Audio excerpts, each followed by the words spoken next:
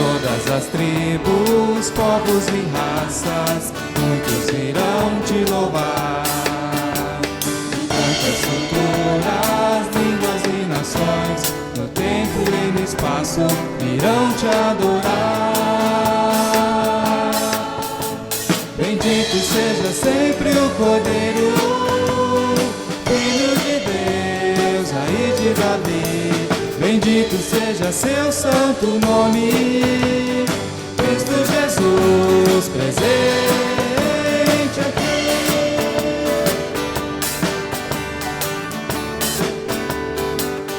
Remidos, comprados, grande multidão, muitos virão te louvar. Povo escolhido, teu reino e nação, no tempo e no espaço virão te adorar. Bendito seja sempre o Cordeiro, Filho de Deus, Raiz de Davi. Bendito seja seu santo nome, Cristo Jesus presente aqui.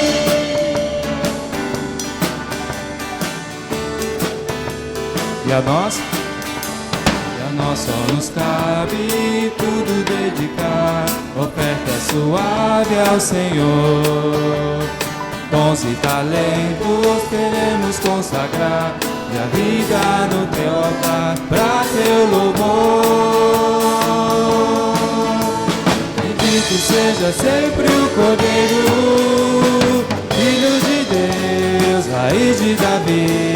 Bendito seja seu santo nome, Cristo Jesus presente aqui.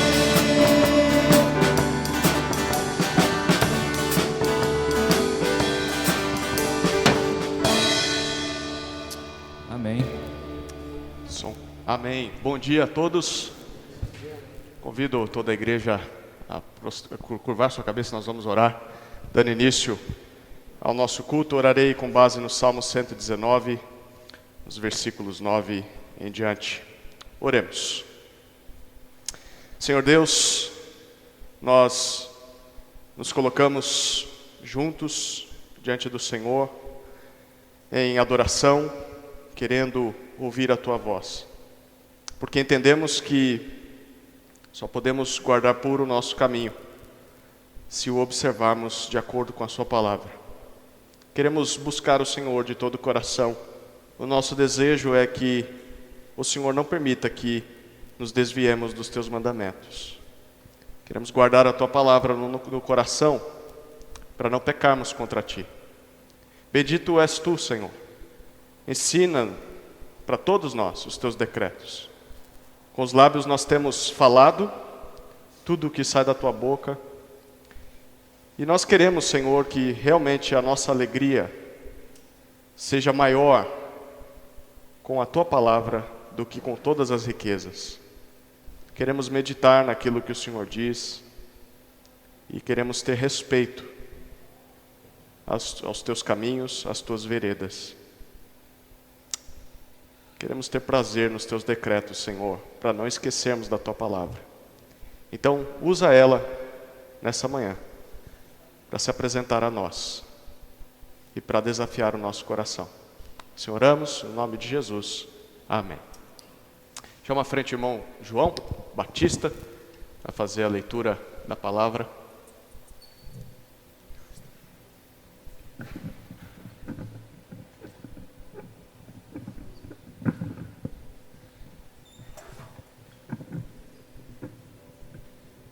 Bom dia, irmãos. Bom dia. Vamos meditar na palavra de Deus, o Salmo 81 e 82.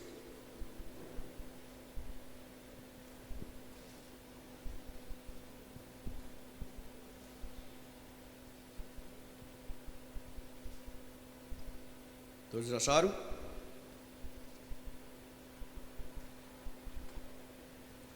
Amém. Cantai alegremente a Deus, a nossa fortaleza. Erguei a voz, alegre-se ao Deus de Jacó. Entoai o salmo e fazeis soar a trombeta, a harpa suave e o saltério. Tocai a trombeta na lua nova e na lua cheia, no dia da nossa festa. Pois esse é um estatuto para Israel, uma ordenança do Deus de Jacó.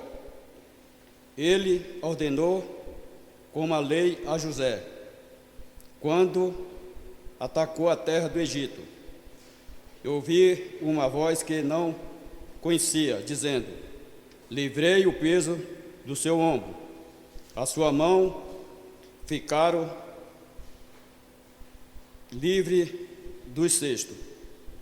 Na angústia clamaste e te livrei, e eu te respondi. Meio dos trovões, coloquei-te, pois junto às águas de Mariba. Meu povo, ouvi-me, e eu advertirei a Israel, se apenas me escutasse. Não haja no meio de ti um Deus estranho, e nem te prostre perante um Deus estrangeiro. Eu sou o Senhor, teu Deus, que tirei da terra do Egito. Abre bem a tua boca, e eu encherei. Mas meu povo não ouviu a minha voz. Israel não quis saber de mim. Por isso, entreguei a teimosia de coração para que andasse segundo o seu próprio conselho.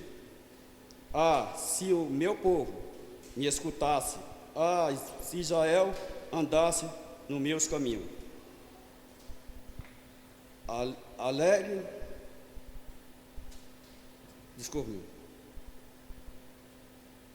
Eu derrotaria seus inimigos, voltaria muito a minha mão contra os seus adversários. Os que odeiam o Senhor se entregariam a Ele, permaneceria assim para sempre. E eu te sustentaria com trigo mais fino, e te saciaria com mel tirado da rocha. Deus preside a Assembleia Divina, a Ele estabelece o seu juízo no meio dos deuses.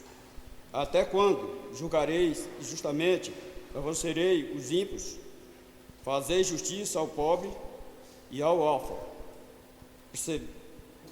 Procedei com retidão para com aflito e desamparado. Livrai o pobre necessitado, livrai das mãos dos ímpios. Eles nada sabem e nem entendem, vagueiam pelas trevas. De todos os fundamentos da terra se abalam. E disse: a vós, seus deuses, e todos os seus filhos de Altíssimo.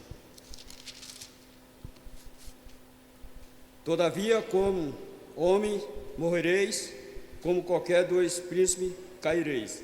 Ó Deus, levaste e julga a terra, para ti pertencem todas as nações.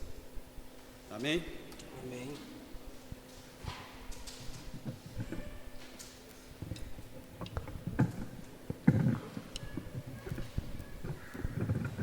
Ainda em pé, a gente vai cantar mais um cântico.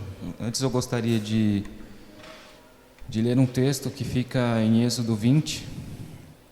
Eu não sei quantos lembram, mas alguns domingos atrás nós estudamos sobre os 10 mandamentos, né? E um deles inclui amar a Deus sobre todas as coisas. E eu gostaria de ler um texto de Êxodo 21. Então Deus falou todas essas palavras: eu sou o Senhor teu Deus, que te tirou da terra do Egito, da casa da escravidão. Não terás outros deuses além de mim, não farás para ti imagem esculpida, nem figura alguma que há em cima do céu, nem embaixo da terra, ou nas águas debaixo da terra. Não te curvarás diante delas, nem as cultuarás, pois eu, o Senhor teu Deus, sou Deus zeloso. Vou ler até aqui. O cântico que vamos cantar não diz exatamente sobre isso, mas nos faz lembrar o porquê devemos amar a Deus. Porque Deus é supremo sobre todas as coisas. E como diz essa música, não há outro Deus como Jeová. Não há outro Deus além do Senhor. E em lugar nenhum na terra há um Deus como o que nós adoramos, né? E é esse Deus que devemos cultuar e louvar. Vamos juntos?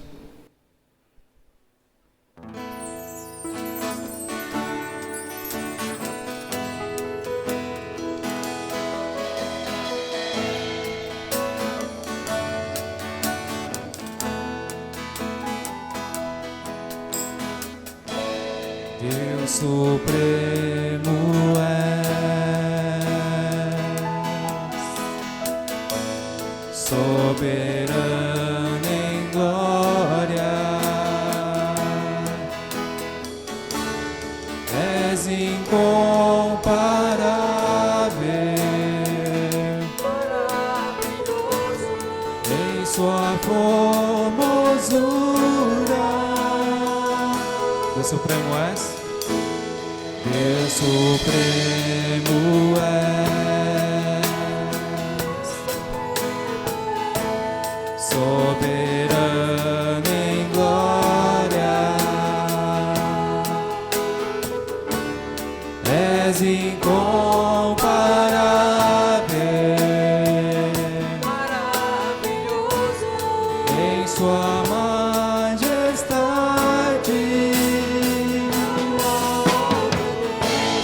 Não há outro Deus como Jeová. Não há outro Deus além do Senhor. Não há no céu, não há na terra, não há no mar Deus como o Senhor. Vamos voltar do início. Deus supremo és, Deus supremo és, soberano em glória, és incomparável, maravilhoso em sua formosura.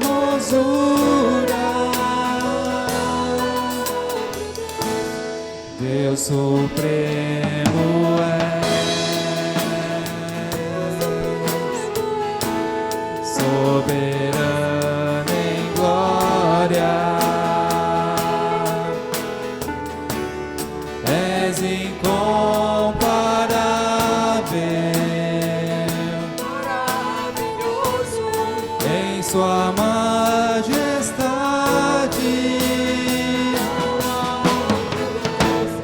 Não há outro Deus como Jeová. Não há outro Deus além do Senhor. Não há no céu, não há na terra, não há no mar Deus como o Senhor. Não há no céu, não há na terra, não há no mar Deus como o Senhor. Amém. Os irmãos podem sentar. Vamos estar cantando mais um cântico. Esse a gente já tem cantado uns domingos atrás. Meu socorro. A gente deveria sempre pensar ao cantar esse cântico, e é sempre bom a gente repetir para poder estar fixando em nossa mente, nos momentos difíceis da nossa vida, a gente lembrar de onde vem o nosso socorro, né? E nosso socorro vem do Senhor, guarda de Israel, que é justamente o que diz essa música.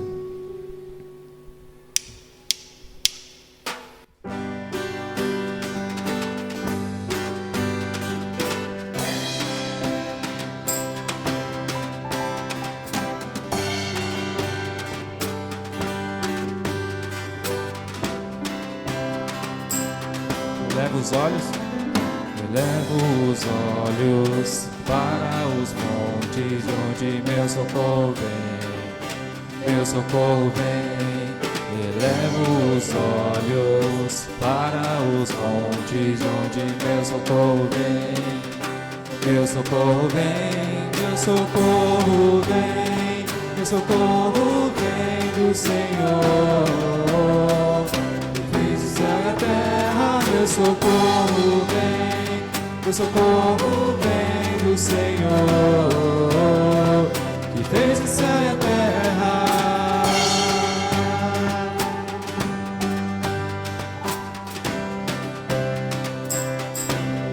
Não permitirá, não permitirá que os teus pés vacilem e não dormirá o guarda de Israel. O Senhor é quem te guarda, o Senhor é a tua sombra, a tua direita, meu socorro vem do Senhor. Que fez o céu e a terra, meu socorro vem do Senhor, que fez o céu e a terra. Vamos cantar do início novamente. Elevo os olhos para os montes, de onde meu socorro vem. Meu socorro vem. Elevo os olhos para os montes, de onde meu socorro vem. Meu socorro vem, meu socorro vem, meu socorro vem do Senhor. Que fez o céu e a terra, meu socorro vem do Senhor. Que fez o céu e a terra.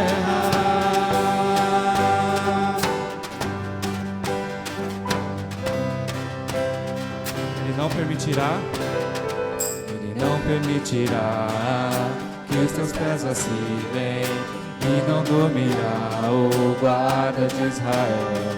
O Senhor é quem te guarda, o Senhor é a tua sombra, a tua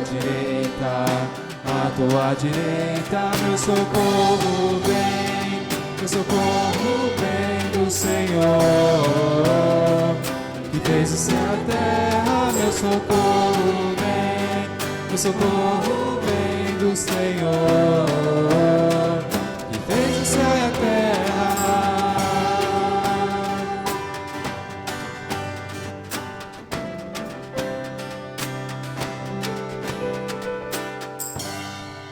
Amém.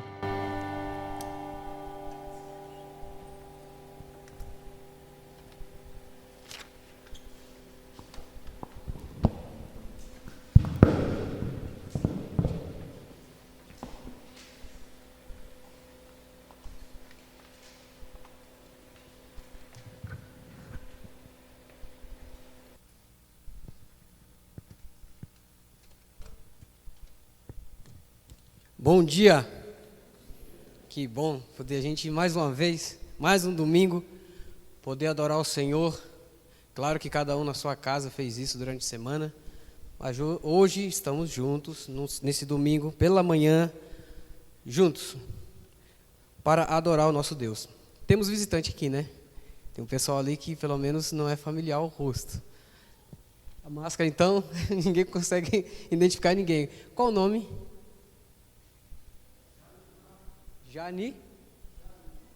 Jalimar, ok. Ana Beatriz, pelo sotaque parece que é lá do Rio, não? É? Ok. Muito bem-vindo. Tem mais alguém? Eu acho que todos são de casa, né? Fica à vontade no nosso meio, tá bom? Deus abençoe. Obrigado pela visita. Ok? Quem está com boletim? Está todo com boletim? Alguns aí com do QR Code, né? Como de costume, eu vou ler também bom dia para aqueles que estão nos assistindo pela internet. Como de costume, estarei lendo e repetindo, justamente para ajudar também, depois na hora da edição do vídeo e ajudar o pessoal em casa também. Primeira pergunta aí com as crianças. quem é Jesus Cristo? A resposta: Ele é o Filho de Deus. Igreja, quem é Jesus Cristo? Ele é o Filho de Deus. Muito bem. Jesus pecou? Não. Somente Ele é justo. Jesus pecou? Não. Somente Ele é justo. Muito bem. O que Jesus fez por seu povo? Ele venceu a morte. O que Jesus fez pelo seu povo? Ele venceu a morte. Muito bem, muito bom. Estou gostando do volume também, tá? Está encorpado, está forte. Pergunta 12, e depois a gente vai ler a pergunta 13 também. O que Deus exige no 9º e 10º mandamentos? 9, que não devemos mentir ou enganar, mas falar a verdade em amor. Pergunta: o que Deus exige no 9º e 10º mandamento?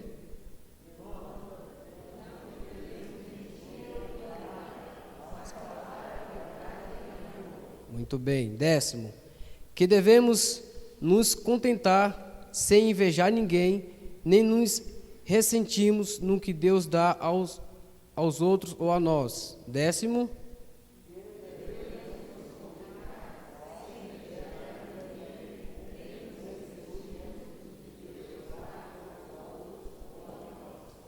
pergunta 13. Pode-se guardar a lei de Deus perfeitamente? Desde a queda, nenhum ser humano foi capaz de guardar a lei de Deus perfeitamente, mas a quebram constantemente em pensamento, palavras e ações. Pergunta: pode-se guardar a lei de Deus perfeitamente?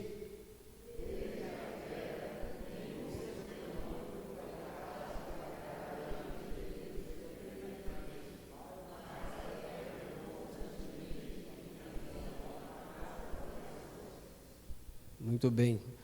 Vamos orar, pedir a Deus por esse momento, agradecer também por essas verdades, mas também orar com o irmão Timóteo. Deixa eu te ajudar. Puxa a bandeja, uma dessas aí. Onde fica melhor? Aqui.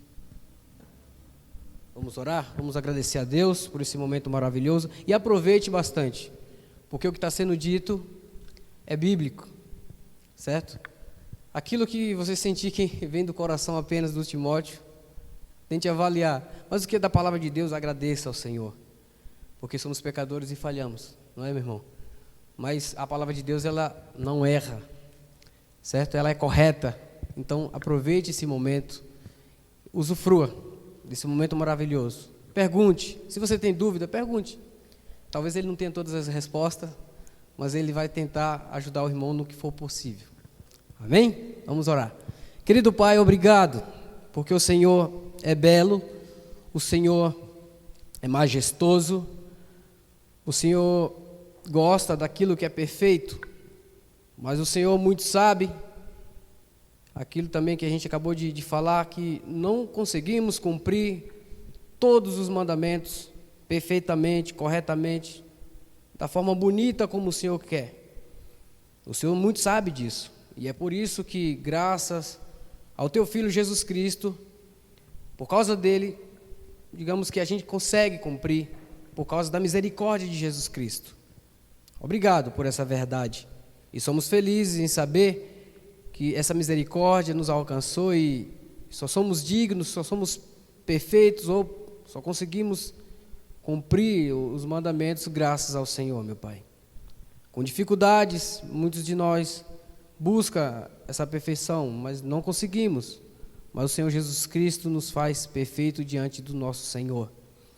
E é a Ti que vai toda essa adoração. Tudo que já aconteceu até aqui é para o Senhor.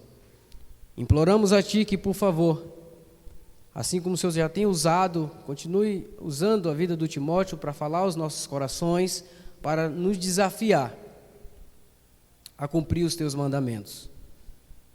Que a Tua verdade não seja negociada por nenhum crente. Que mesmo que doa, a gente possa assumir essa responsabilidade.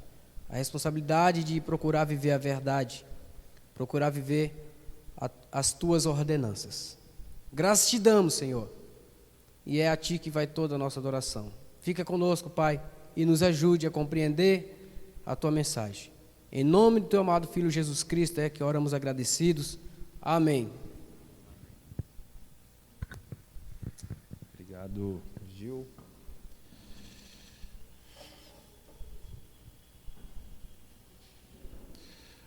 Bom dia, amada igreja. É um prazer enorme estar aqui novamente, a gente junto compartilhar, a gente junto aprender e dialogar aqui sobre o que Deus tem a falar para a igreja através dessa carta.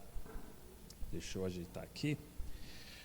Hoje a gente vai dar seguimento, a gente vai estudar e vai estar aqui na nossa penúltima aula, antes de a gente finalizar esse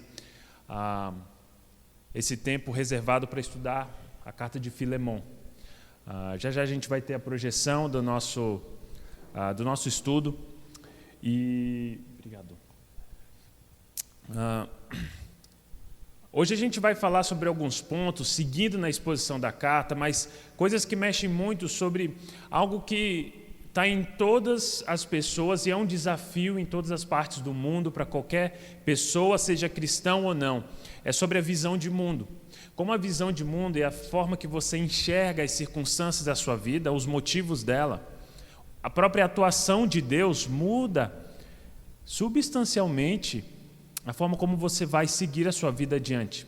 Quando acontece uma tragédia, a forma como você enxerga o mundo, a vida, quem governa tudo isso, vai definir a forma como você vai caminhar. Muitas pessoas, quando vem uma tragédia muito forte na sua vida, e nós somos humanos e fracos, mas muitos param, muitos estacionam, porque não conseguem lidar com essa dor. E muitas dores realmente são muito fortes. Mas alguns a gente vê relatos que fazem disso um motivo para viver muito mais, uma vida muito mais vibrante. Acho que um grande exemplo disso é que a gente agora está nas Olimpíadas e logo vai acabar para as Olimpíadas principais para dar a chance para que venham as Paralimpíadas. E é lá que a gente vê muitas pessoas com muitas debilidades, pessoas com muitos problemas que estão nadando, lutando, fazendo esportes, porque assumiram uma nova forma de enxergar a sua enfermidade, o seu problema. Enquanto a gente vê muitas pessoas que fazem da sua enfermidade, infelizmente, a sua última parada.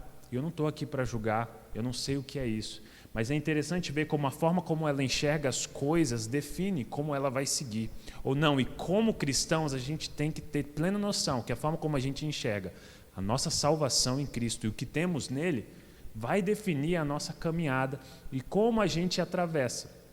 Eu gosto de ver dessa forma pontual a forma como eu passei e escolhi em Cristo enxergar a minha sogra. Como eu enxergo a minha sogra na minha vida? Eu casei com a minha esposa por motivos que muitos identificam, mas uma coisa veio no pacote, a minha sogra e o meu sogro, né? Infelizmente, um problema desde o passado. Minha sogra hoje ela é sozinha, ela mora bem perto da gente, meu sogro em outro estado. Mas eu decidi olhar diferente para minha sogra. E eu não estou aqui para falar dos defeitos da minha sogra, porque a gente só tem 15 minutos. Brincadeira. Mas eu decidi olhar para minha sogra como uma mãe para mim. E o que eu faço com a minha mãe? Eu amo, eu cuido, eu zelo. Muitas vezes a minha sogra ela tem alguns defeitos que machucam muito a minha esposa e a mim. Mas eu decidi olhar para ela como uma mãe. Eu não abandono minha família. E, de fato, a minha forma de enxergar a minha sogra e o que ela representa na minha vida define muito da forma como eu vou cuidar dela. E é isso essa questão que eu quero trazer para vocês. A gente vai para o texto e vai ver como a sua visão sobre o que Cristo tem para a sua vida vai definir a forma como você vai avançar. Se os problemas vão ser oportunidades ou vão ser obstáculos, tudo depende da forma como você enxerga a todos eles. Por favor, você pode passar? Acompanhem comigo e hoje a nossa meditação vai estar em Cristo define a nossa visão da vida. Esses 4 versos vão definir muito isso. Eu queria que a igreja lesse comigo, os que conseguirem e puderem. Eu queria conservá-lo comigo, para que ele me servisse em seu lugar nas algemas que carrego por causa do Evangelho. mas não quis fazer nada sem o seu consentimento, para que a sua bondade não venha a ser como que uma obrigação, mas algo que é feito de livre vontade. Talvez ele tenha sido afastado de você temporariamente, a fim de que você o receba para sempre, não como escravo, mas muito mais do que escravo, como irmão caríssimo, especialmente de mim e com maior razão de você, quer como ser humano, quer como irmão no Senhor. Portanto, se você me considera companheiro, receba-o como receberia a mim. Eu não sei quantos de vocês estão no contexto dessa parte, mas a gente acabou de ver, veio do momento onde Paulo acentuou o quão importante Filemão é para o ministério e o quão grato ele é a Deus por tudo que Filemão tem feito. Paulo está na prisão e ele está todo esse dilema enviando Onésimo de volta, que era um escravo fugitivo de Filemão que havia se convertido. Ele tinha acabado de dizer o quão importante Filemão era para a sua estadia ali na prisão, porque ele o servia de forma muito valiosa. E como a partida de Filemão foi algo que pesou em seu coração, porque ele disse, quando ele vai o meu próprio coração. Ele realmente ama Onésimo e todo o serviço. E ele começa a falar, bem, o motivo dessa carta é para pedir em favor de Onésimo. E ele diz o seguinte, eu queria conservar Onésimo aqui comigo para que ele me servisse em seu lugar nas algemas que carrego por causa do Evangelho. Ou seja, Onésimo estava servindo a Paulo. Essa é algo importante de se notar. Um dos motivos da carta não era porque Onésimo foi lá e conversou, me dá uma ajudinha aí, Paulo. Não, Onésimo realmente estava engajado, mas Paulo falou, está na hora de você voltar e resolver o problema da sua vida. E em seguida, Paulo vai falando, eu queria conservar ele aqui comigo. O meu desejo era que ele continuasse aqui, porque eu preciso do serviço dele, é importante. Mas eu não queria que ele ficasse sem que você tivesse plena liberdade, plena convicção de que era o lugar dele estar ali. Por isso que eu estou mandando ele de volta. Para que o que você fizer com ele seja a partir do que você vai decidir em Cristo, não porque você foi coagido por mim. Em seguida, ele traz uma forma diferente para Onésimo, ele convida Filemão a enxergar toda essa situação. Um escravo de Filemão fugiu. Provavelmente ele roubou e causou prejuízo. E Paulo começa a convidar ele a pensar, bem, quem sabe tudo isso aconteceu por um propósito maior. Porque Onésimo se converteu e se tornou alguém que estava servindo um dos apóstolos que mais teve impacto na história. E ele convida Filemão a olhar, eu sei que está doendo, eu sei que talvez você tenha alguns ressentimentos e algumas dores, mas eu te convido a olhar algo além disso. E por fim, ele realmente pede. Então, na chegada dele, não faça o que talvez muitos senhores fariam, com muito direito de tanto açoitar, quanto até matar o seu escravo. Mas receba como se eu mesmo estivesse chegando, porque Deus fez uma obra muito maior. Você pode passar, minha irmã. E a gente começa a ver os desafios dessa carta para a nossa vida hoje, aqui e agora. Os prisioneiros de Cristo, que somos nós, essas são as meditações para os prisioneiros de Cristo. Lembrando, a gente não está lendo essa carta para a gente ficar mais inteligente. A gente está vendo essa carta para a gente se tornar seguidores mais íntegros do nosso Senhor. E o primeiro ponto dessa parte que nos desafia, irmãos, é que os prisioneiros de Cristo vivem pelo Evangelho de Cristo. E a gente vê o exemplo disso. Eu queria conservá-lo comigo, por causa das algemas que carrego pelo Evangelho de Cristo. Ou seja, Paulo está escrevendo da prisão por quê? Porque ele levou o Evangelho de Cristo muito a sério, ao ponto de ele ir para a cadeia, ao ponto de ele ser encarcerado, ao ponto de ele sofrer muitas privações, como ele diz em outras cartas. Aí ele fala de Onésimo. Onésimo começou a servi-lo por causa do Evangelho. A utilidade de Onésimo, esse escravo fujão, ladrão, agora se tornou alguém que Paulo fala, ele é um filho amado. E quando ele parte o meu próprio coração. Que beleza. Como o Evangelho é inclusivo, qualquer um entra dentro dele. Qualquer um, independente do passado, acha um seu valor quando abraça a responsabilidade do Evangelho. E a gente vai vendo que Paulo mesmo fala, olha, ele está me servindo no seu lugar por causa do Evangelho. Isso no começo parece um pouco confuso. Como é que Paulo fala que Onésimo está servindo no lugar de Filemão? Porque existia uma obrigação e um peso de responsabilidade de Filemão sobre Paulo. Filemão recebeu muito de Paulo. E a gente vai vendo que a responsabilidade do cristão é zelar pelos cristãos. Lá em Hebreus a gente vê que ele fala: lembre-se dos encarcerados, para que vocês os suportem em suas necessidades. Se não tivesse gente dando de comer para Paulo, ele não iria comer por causa de Roma.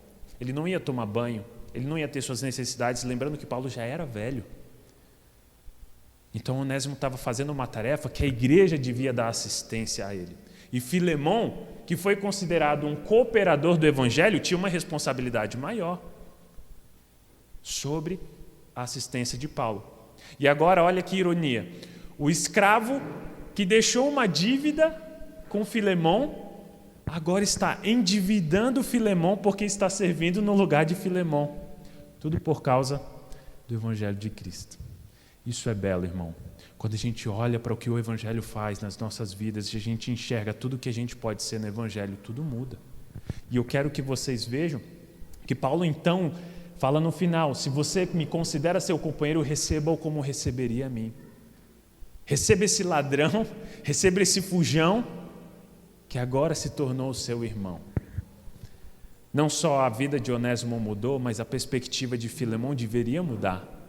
E a forma de recebê-lo não devia ser feita pela justiça dos homens, mas pela justiça de Cristo. Esse é o meu desafio para você hoje, um dos desafios. Sua vida tem planejado, tem sido trabalhada em torno do que é importante para o Evangelho de Cristo ser avançado e alcançar todas as nações, inclusive dentro da sua casa, da sua vizinhança, do seu trabalho.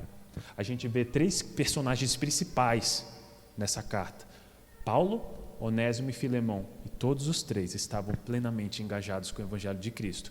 Paulo numa cadeia. Onésimo não era apóstolo, mas estava servindo a Paulo. E Filemão servindo a igreja, cada um em sua área, mas todos comprometidos. Passa, por favor, o slide, irmão.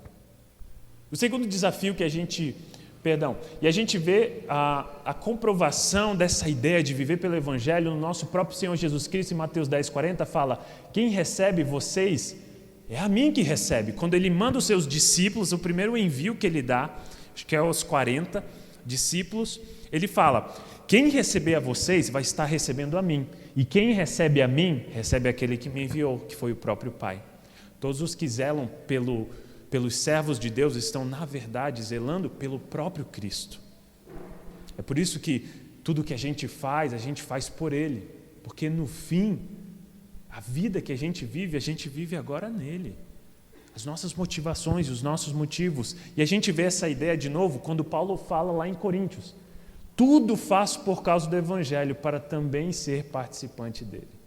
Irmãos, meu desejo hoje, para a minha vida e para a sua, é que a gente seja considerado um participante do Evangelho, não de uma igreja. Participante do Evangelho de Cristo que salva vidas, não dos ministérios da igreja somente. Tem sua importância, mas não se antes nossos olhos estão olhando para o que realmente é a grande comissão de Cristo. Falar desse Evangelho que liberta e zelar das pessoas. Prisioneiros de Cristo lutam para que outros vivam para Cristo. E aqui pega a gente. Porque a gente acaba crescendo e a gente vê: cara, como eu luto para crescer no Evangelho. Nossa, quantos anos eu estou aqui?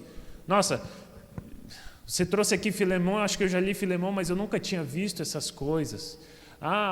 Toda vez que o Zé, o Gil, o Gideão, qualquer um que prega, eu vejo, cara, como eu estou distante. Irmãos, o poder não está em nós. O poder está em Cristo. E Ele nos chama para nos comprometermos. E como isso muda a nossa história? Como isso muda a nossa perspectiva de vida? E eu queria que nós víssemos que tudo que nós recebemos e temos em Cristo tem que nos convidar à prática. E essa prática toca pessoas.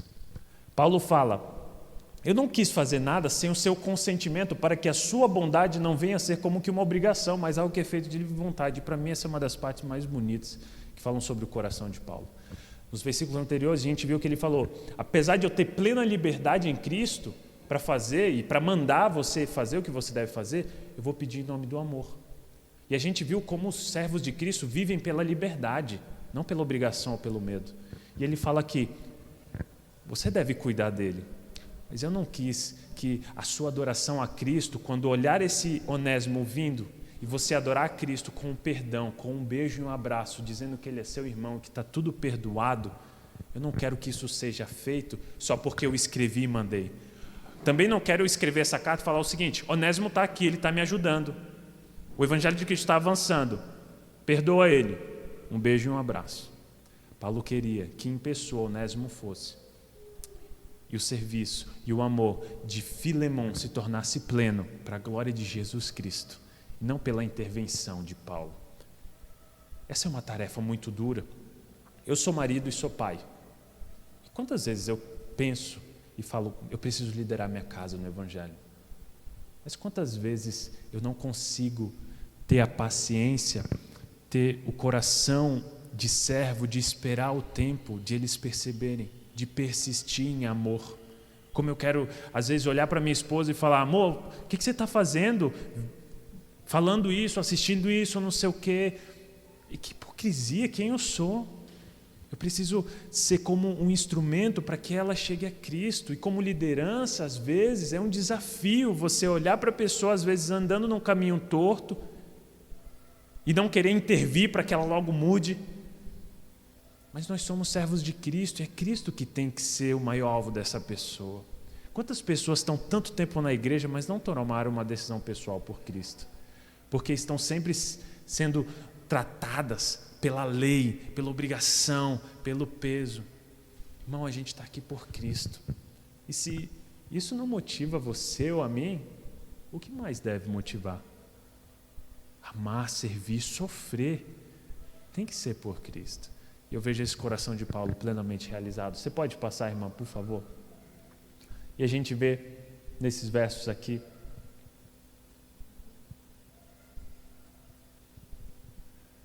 Jesus diz: porque o Filho do Homem também não veio para ser servido, mas para servir e dar sua vida em resgate de muitos. Jesus diz: se ele veio para servir e para dar a sua vida por resgate de muitos, por que a gente não faria isso? E ele diz: o servo não é maior que seu senhor.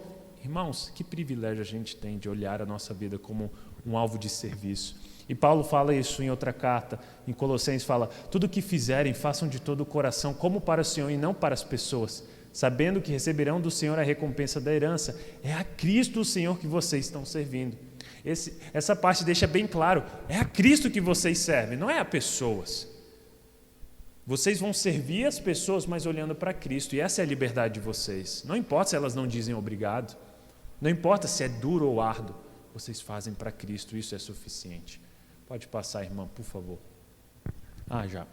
Prisioneiros de Cristo confiam na boa mão de Deus o tempo todo. Eu acho que essa é a parte que mais toca o nosso momento histórico. Paulo fala: talvez ele tenha sido afastado de você temporariamente, a fim de que você o receba para sempre. Não como escravo, mas muito mais do que escravo, como irmão caríssimo. Especialmente de mim, com maior razão de você, quer como ser humano, quer como irmão no Senhor. Irmãos, Paulo está falando o seguinte: deve ser difícil ver esse cara de volta. Deve ser difícil ver ele, e o seu coração talvez está cheio de uma busca por justiça, e a justiça falando: seja justo, execute. Mas ele parar para pensar: olha o que Jesus Cristo fez. Irmãos, a boa mão de Deus é que guia a gente.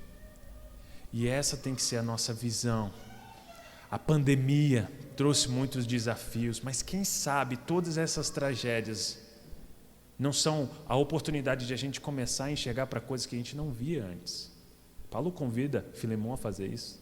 Quem sabe nessa tragédia, nesse problema pessoal, você tem que parar de pensar na sua dor e no seu sentimento pessoal para começar a ver: meu Deus, se ele nunca tivesse partido, o Evangelho não teria sido avançado, e alguém que eu amo tanto, que é Paulo, não estaria sendo tão bem servido, porque eu não estava lá. Quem sabe, na perda, a glória de Deus. Você pode passar para o nosso último slide, que é quando a gente vê isso de forma linda, sendo retratada na história que a gente conhece de José. É muito lindo ver como José, aquele jovem que foi vendido pelos irmãos, sofreu tanto, chegou a ver isso. No final ele fala para os seus irmãos: agora, pois, não fiquem tristes nem irritados contra vocês mesmos por terem me vendido para cá, porque foi para uma preservação da vida que Deus me enviou diante de vocês. Assim, não foram vocês que me enviaram para cá, e sim Deus. Que coisa linda. Ele olhou que no final, todo mal, todo problema, foi uma santa e preciosa provisão de Deus na vida dele. E por último, quando os discípulos olham aquele homem que tinha uma deficiência de nascença, eles perguntam: quem pecou, seu pai e sua mãe? E os discípulos perguntaram: mestre, quem pecou para que esse homem nascesse cego? Olha que pergunta. Ele ou os pais dele? E Jesus responde: nem ele pecou, nem os pais dele, mas isso aconteceu para que nele se manifestem as obras de Deus. Irmãos, quem são os homens para entender os caminhos de Deus? Mas nós temos um Deus que tem planos muito maiores que os nossos. A nossa igreja passou por recentes problemas de dor, de sofrimento, perda. E cada um de nós vemos algum detalhe da nossa vida sendo quebrado, expectativas. Mas a gente tem que confiar na grande e bondosa mão de Deus, irmãos. Esse é o meu convite para você e para mim. Servos de Cristo, prisioneiros de Cristo, seguem a agenda de Deus. Muitas das nossas frustrações revelam muitas das nossas expectativas. A gente espera muito do que a gente quer e não muito do que Deus quer. E o que nós sabemos sobre a vida? Quão tolos nós somos? Quantas decisões nós tomamos e nos arrependemos? Vamos confiar em Deus. Vamos nos entregar a Ele. E eu falo isso como alguém que está lutando tanto. Eu vejo tantos senhores e senhoras aqui. Vocês sabem mais do que eu o quanto os caminhos de Deus são incompreensíveis. Então eu convido você a baixar sua cabeça. Deus, que o nosso coração esteja diante do Senhor com um intento, um desejo vivo e forte, Deus, de Te glorificar. Que a nossa visão da vida, a visão dos problemas, Deus, não seja sobre nós, Pai.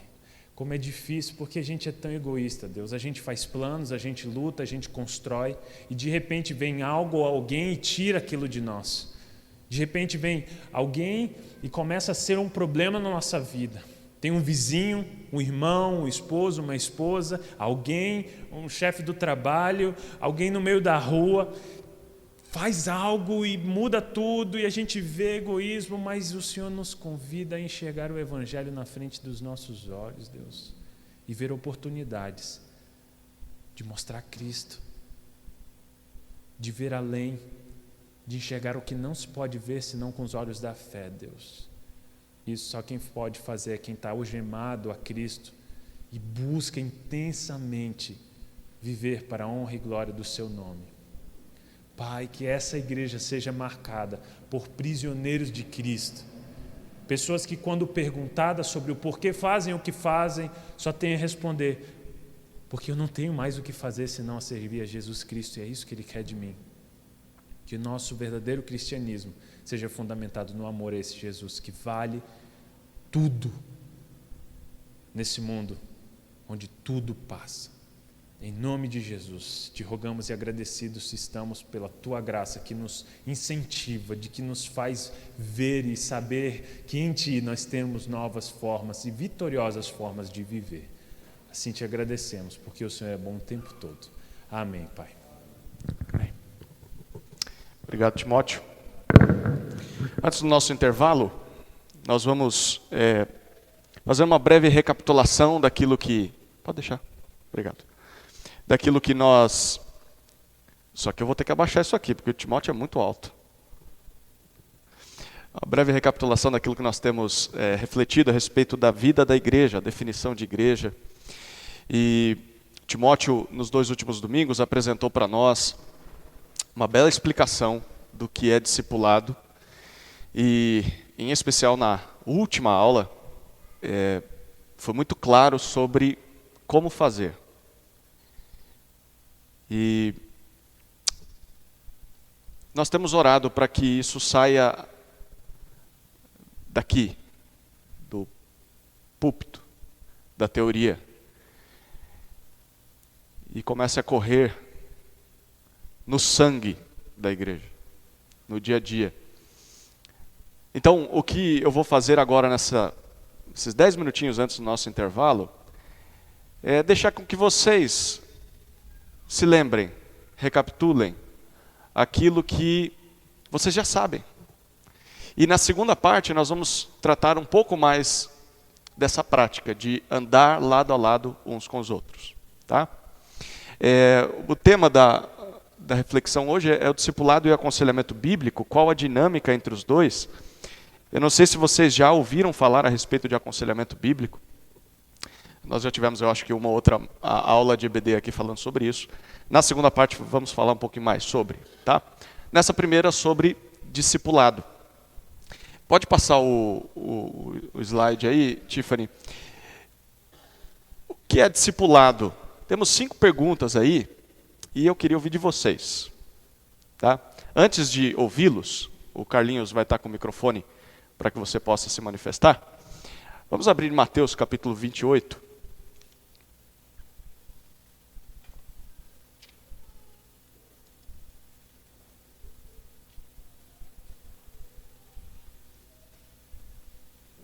Versículos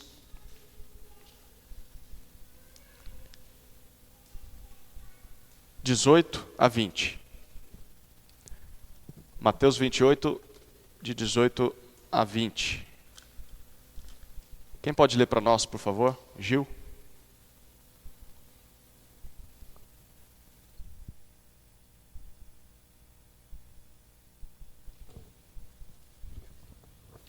Mateus 28, de 18 a 20. E aproximando-se, Jesus falou-lhes: Toda a autoridade me foi concedida no céu e na terra. Portanto, ide, fazei discípulos de todas as nações, batizando-os em nome do Pai, do Filho e do Espírito Santo, ensinando-lhes a obedecer a todas as coisas que vos ordenei. E eu estou convosco todos os dias, até o fim dos tempos. Muito bom, obrigado, Gil. Primeira pergunta: o que é um discípulo? O que é um discípulo? Podem responder aí.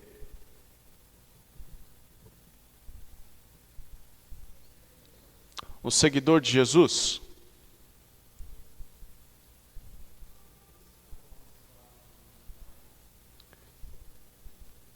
Todos os que foram batizados em nome do Pai, do Filho e do Espírito Santo são discípulos. O que mais? Aluno, aprendiz. Isso já está muito claro para a gente, né? Quer falar, irmã? Aquele que leva a palavra do Senhor Jesus. Nós já estamos carecas de saber, né? Sobre isso. O que é um discípulo? É um aprendiz, é um pupilo. Aquele que segue os passos de Jesus. Como o Gideão gosta de dizer, né? Que fica sujo pela poeira dos pés de Jesus, porque está atrás dele, seguindo, imitando o mestre. Segunda pergunta: como nos tornamos discípulos? Fazendo a vontade do Senhor. E qual é a vontade do Senhor? Muito clara nesse texto que nós lemos de Mateus 28.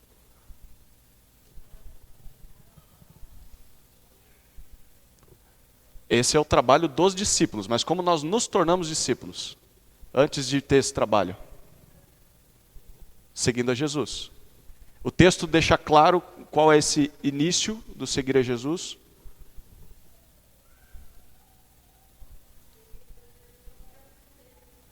Aprendendo. Então Jesus diz, olha, obedeçam tudo aquilo que eu tenho ordenado. Ele está dizendo para os 12, na verdade os 11, né? Judas já tinha saído do grupo. Está dizendo aos 11, vocês vão pelo mundo e vão fazer discípulos, certo? Uma das coisas vai ser, vocês vão ensinar tudo aquilo que eu ensinei. E não só ensinar, mas vão ajudá-los a obedecer. Então vão ensiná-los a obedecer. Mas tem um passo antes disso. Qual que é?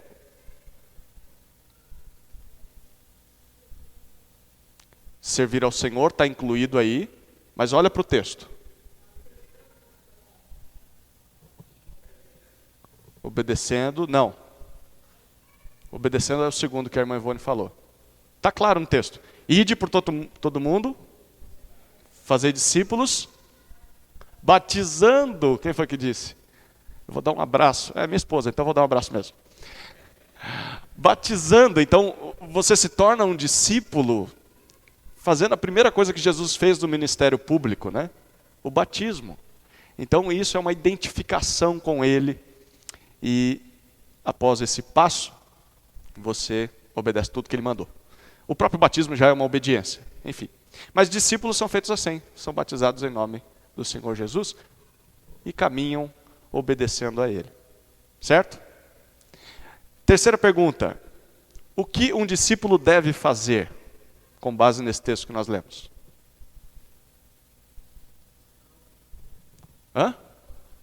Fazer outros discípulos. Fazer a mesma coisa que fizeram com ele. Certo? E como é que eles vão fazer discípulos?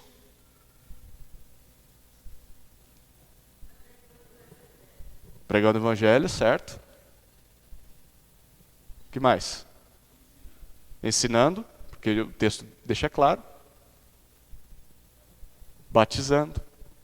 Olha que interessante, aquilo que aconteceu com você, você vai reproduzir. Às vezes, o processo de discipulado, ele é mal feito. E se é vendido para a pessoa que crer em Jesus, entregar sua vida para Jesus, é frequentar uma igreja, participar de algum ministério. E nós acabamos reproduzindo isso, esse formato. Então, nós entendemos que o melhor para a pessoa é estar dentro desse prédio e vir todo domingo, cumprir alguns rituais religiosos, como o dízimo, como fazer devocionais todos os dias, e que ele tem que reproduzir isso para outros e outros. Não parece que é isso que Jesus está dizendo aqui. Pastor Ari Veloso, um pastor batista já falecido, dizia assim: Jesus deu só uma ordem para a gente, fazer discípulos. O resto foi a gente que inventou. Um monte de coisa que a gente faz, a gente que inventou. E a gente gasta tanto tempo fazendo as coisas que a gente inventou e muitas das vezes esquece aquilo que Jesus ordenou, que é tão claro. Né? Então isso aqui, não estamos falando sobre outras pessoas. Enquanto você está respondendo essas perguntas, você deveria estar pensando em si mesmo. Se eu sou um discípulo, então isso aqui é para mim. Jesus não escreveu nada a membros de igreja, Jesus e os apóstolos, a membros de igreja X, membros de igreja tal. Não, ele escreveu a discípulos de Jesus que se reuniam em cidades, formando igrejas, comunidades. Então isso aqui é para a gente. Então, está na hora da gente começar a colocar isso em prática, se é que já não estamos fazendo. Eu vi alguns movimentos durante essas últimas semanas, própria reunião de homens, nós lançamos um desafio aos homens que estavam presentes, e se aqueles que não estavam presentes quiserem participar, são muito bem-vindos. Nós estávamos em roda, uns 7 ou 8 irmãos, e nós simplesmente fizemos assim. Aquele que estava à minha direita, eu me comprometi com essa pessoa a procurá-la nos próximos 3 meses, 2 vezes por mês. Então, a cada 15 dias, para lermos Tito juntos. Então, no primeiro mês, nós vamos ler Tito, capítulo 1, nos 2 encontros. E vamos conversar sobre o texto. Aí, essa pessoa à minha direita vai procurar a pessoa à sua direita. E vai fazer a mesma coisa. Aquela vai fazer com o outro, e no final das contas, alguém me procurará, a pessoa que estiver à minha esquerda, e eu vou procurar o da minha direita. E nós assumimos esse compromisso por 3 meses, podendo ser ampliado, caso os homens gostem da ideia. É uma ideia, você pode planejar outra, mas deve se envolver com o discipulado. Isso é claro. Amém? Amém. Alguns que estiveram na quinta-feira vão lembrar agora. Ô, glória! Lembraram, né? À noite a gente vai falar sobre quinta-feira e vocês vão entender o que eu quis dizer. Nós vamos para o nosso intervalo, porque faltou responder a última pergunta, se há um exemplo disso na Bíblia. Eu vou apresentar para vocês um exemplo de discipulado, desse processo de um crente mais maduro acompanhar um crente mais novo, e à medida em que esse acompanhamento ele vai sendo tão profundo e tão efetivo, a ponto daquele crente mais novo exceder o crente mais velho e começar a tomar a frente e num relacionamento de amor e sem vanglória, sem rivalidade. É fantástico. E é um baita exemplo para a gente. A gente vai ver sobre isso e depois vamos ver qual é o papel do aconselhamento, de usar a Bíblia para ajudar pessoas a lidar com os seus problemas. Qual a dinâmica dessas duas coisas? Tá? Enquanto eu discipulo alguém, ou sou discipulado, como a gente usa a Bíblia e como a gente toma decisões diante das situações difíceis. A gente precisa ficar buscando socorro na medicina, lá fora, com pessoas que recebem para que possam sentar e ouvir os nossos problemas. Ou será que Deus já tinha criado uma estrutura muito mais simples e muito mais efetiva, profunda, de maneira que a palavra de Deus frutificasse em nós? Eu acho que sim, e a gente vai ver isso na segunda parte. Tá bom? Então, intervalo aí de 10 minutos, ao soar do gongo, a gente volta para a segunda parte. Tá bom? Te convido a abrir sua Bíblia em Marcos capítulo 3. Marcos 3. Marcos capítulo 3, versículo 13 até 15.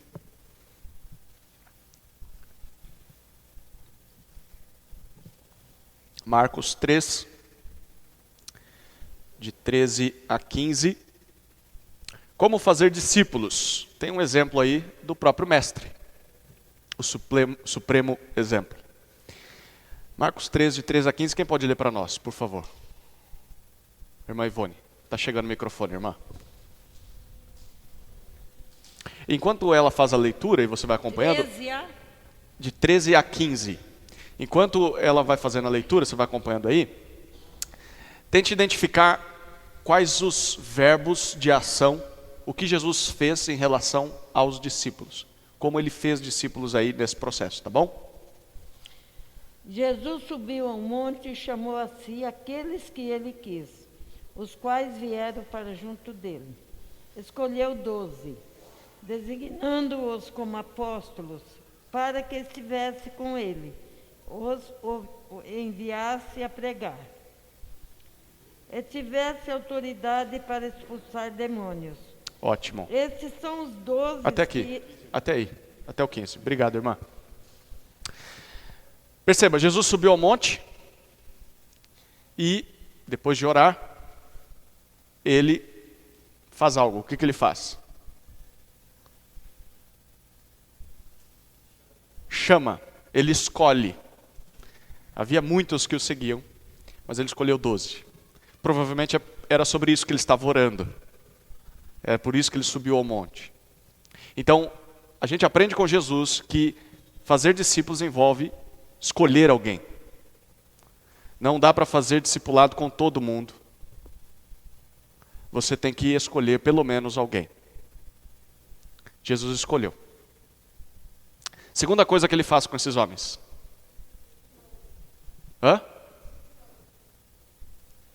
Como ele fez isso? Designou 12, perdão, isso. Ele enviou, mas antes de enviar, algo aconteceu. Ele chamou, e aí o que aconteceu depois que eles chegaram?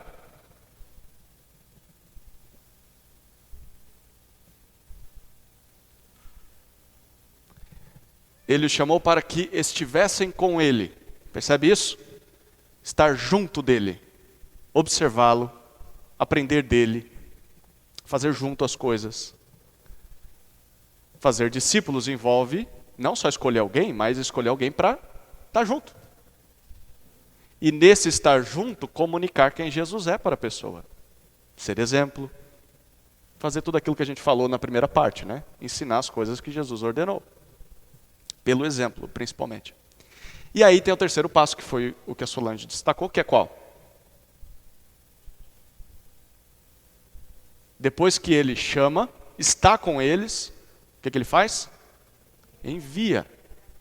Ele fala, vocês já sabem fazer pelo menos alguma coisa, então comecem a reproduzir o que aprenderam comigo. E aqui a gente tem um belo exemplo do discipulado. Você escolhe alguém, você caminha ao lado da pessoa, e você envia a pessoa para que faça a mesma coisa com outros. A gente sabe que os discípulos sempre voltavam até Jesus para prestar contas de como foi, das dificuldades, das alegrias. E o discipulado é isso. A pessoa tem uma hora que começa a andar com as próprias pernas e ela vai começar também a discipular o outro. Mas isso não impede que você tenha um tempo com ela, vez ou outra, para continuar crescendo juntos. Isso foi o que Jesus ensinou aos apóstolos e foi o que o apóstolo Paulo recebeu e depois reproduziu. Então esse processo a gente vai ver na vida do Paulo. Vamos abrir em Atos capítulo 9. A gente então está na última pergunta agora. Há algum exemplo disso?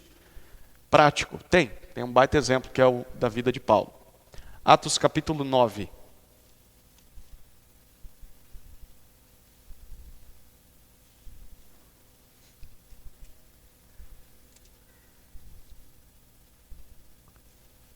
Versículos 26 a 30. Quem pode ler para nós, por favor? Nós vamos ler 3 passagens e eu quero que vocês percebam um detalhe aí, tá?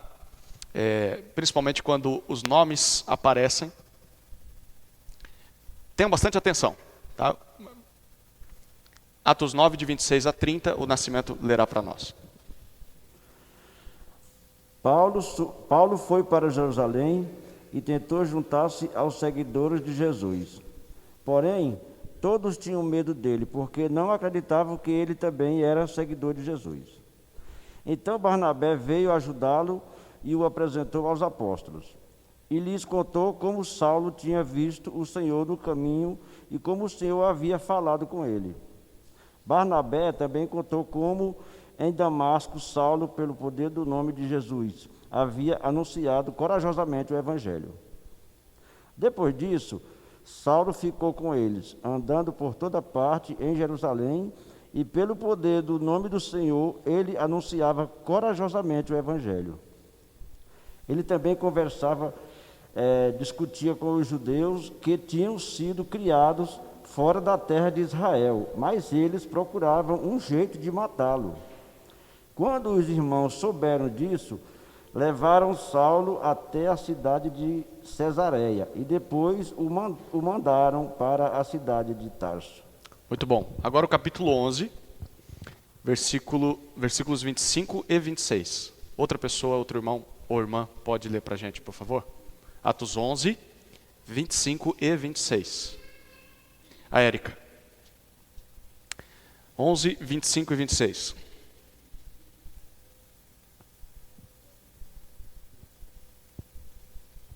Então Barnabé partiu para Tarso em busca de Saulo. Tendo achado, levou-o para Antioquia e durante um ano inteiro reuniram-se naquela igreja e instruíram muita gente. Em Etiópia, os discípulos foram chamados de cristãos pela primeira vez. Ok, agora o capítulo 13, versículos 1 e 2. Outra pessoa, por favor. 13, 1 e 2. Alguém? Irmão João Silva.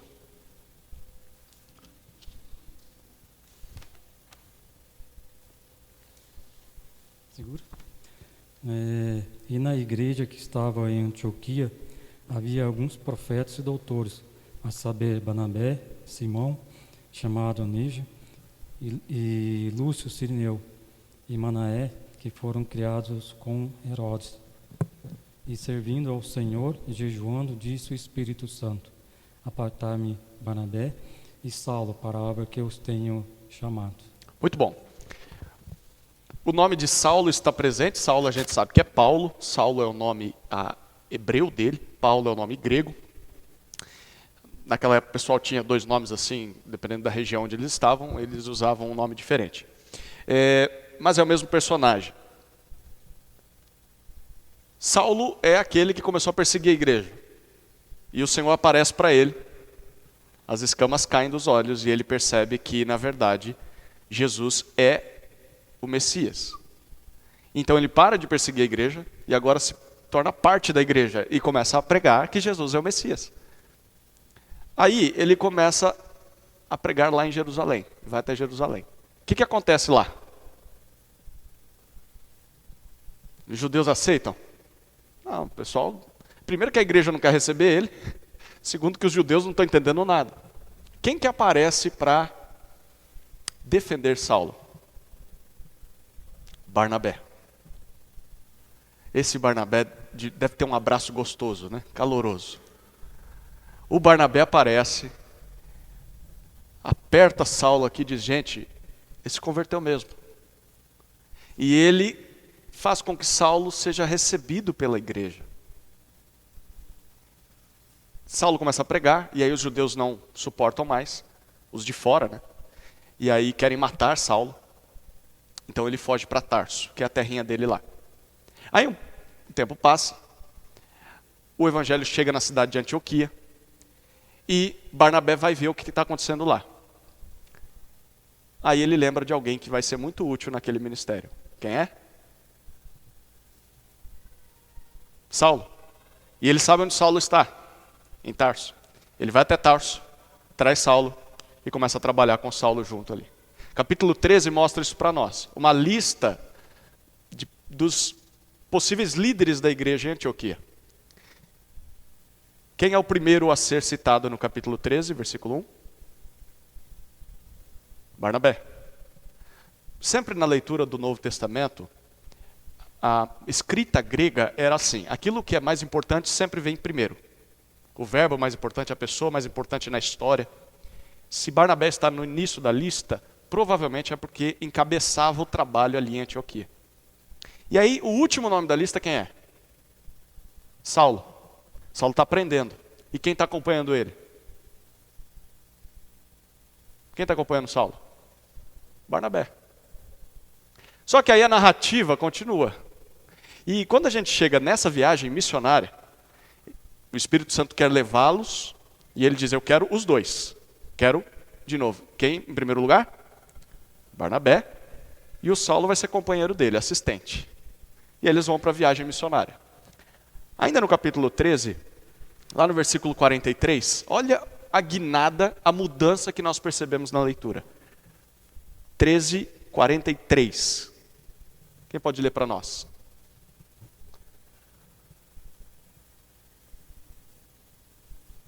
O Rafael. 13, 43. Rafael vai ler mais alguns outros versículos aí. Despedidos da sinagoga, muitos dos judeus e dos prosélitos piedosos seguiram Paulo e Barnabé, e estes, falando-lhes, os persuadiam a perseverar na graça de Deus. 46.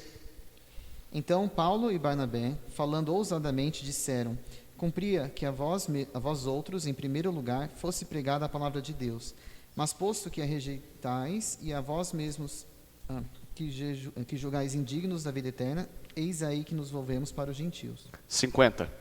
Mas os judeus instigaram as mulheres piedosas de alta posição e os principais da cidade, e levantaram perseguição contra Paulo e Barnabé, expulsando-os do seu território. O que aconteceu aqui? Você percebeu a mudança? Paulo agora é citado em primeiro lugar. E quem está falando é ele. Barnabé se tornou o assistente no meio da viagem missionária. O que provavelmente aconteceu aqui? Se coloque lá naquela viagem, observando ela.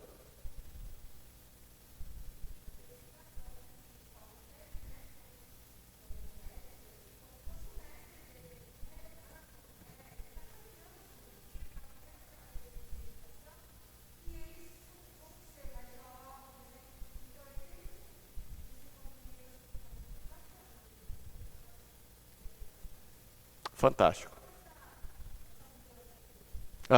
Então, o desenvolvimento, o aprendizado que ele foi tendo com Barnabé, fez com que ele aprendesse a fazer as coisas, até que chegasse um ponto em que Barnabé, provavelmente esse processo se deu em Barnabé. Barnabé percebeu, Saulo, você está na hora, cara. Está na hora de você assumir a frente aqui e começar a falar. E um processo supernatural de amor. Por isso que o nome Barnabé é filho da consolação, né? O pessoal deu esse nome para ele chamava José, e aí o Barnabé significa isso, porque esse homem era o amor, assim, né? Em pessoa. Ele tem os problemas dele, depois ele briga com Paulo lá na frente, como qualquer pecador. Mas, até aqui, há esse processo natural. Paulo foi aprendendo até que chegou a hora em que Barnabé falou, cara, pode assumir. Gente, que humildade, né? E que coisa preciosa que nós estamos vendo nesse relacionamento. Nascimento?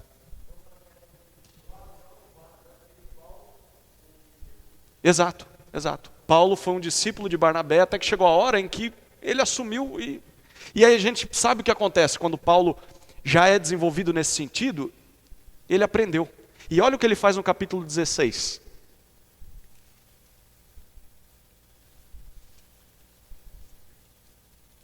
Versículos 1 a 3. Quem pode ler para nós, por favor? 16, de 1 a 3. O irmão João Silva, novamente.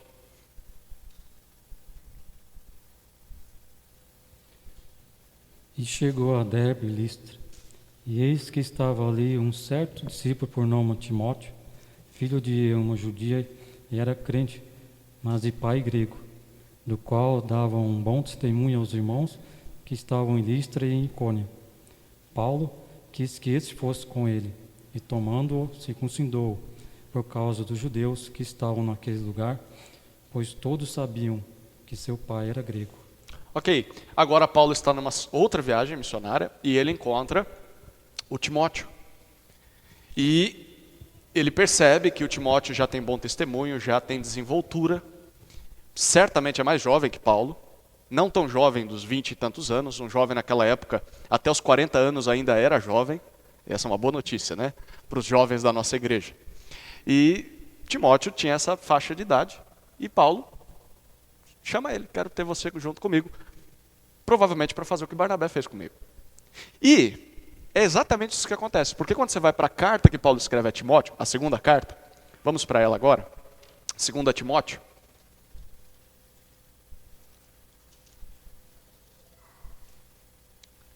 capítulo 3, a gente tem um resumo do que Paulo fez quando Timóteo o acompanhou. E o que Timóteo aprendeu nesse processo. Capítulo 13, 2 Timóteo, versículo 10 até 14. Quem pode ler para nós? Érica. 2 Timóteo 3, o Carlinhos. 2 Timóteo 3, versículos 10 a 14.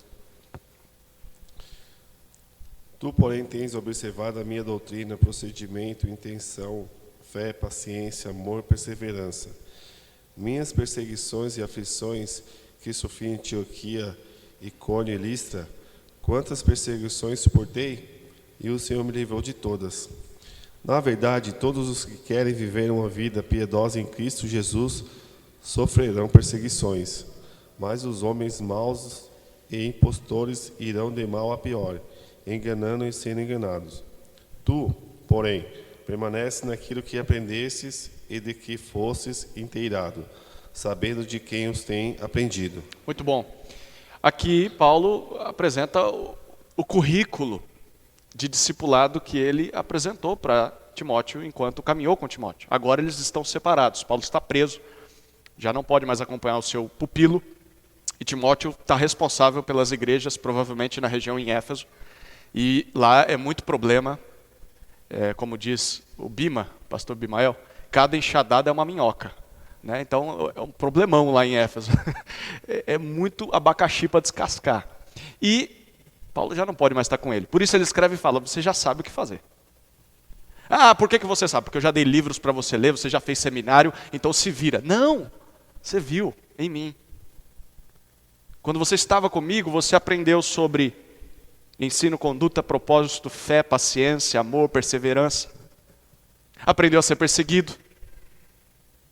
Os homens maus aí em Éfeso, eles vão de mal a pior. Porém você permanece naquilo que você aprendeu, sabendo de quem você aprendeu, sabendo que eu andei com você e você viu isso. Gente, que poder que tem o discipulado. E é exatamente isso que Paulo ordena. O que você acha que Paulo quer que Timóteo faça? Não é isso? Porque foi o que ele aprendeu. Foi o que Barnabé aprendeu com Jesus.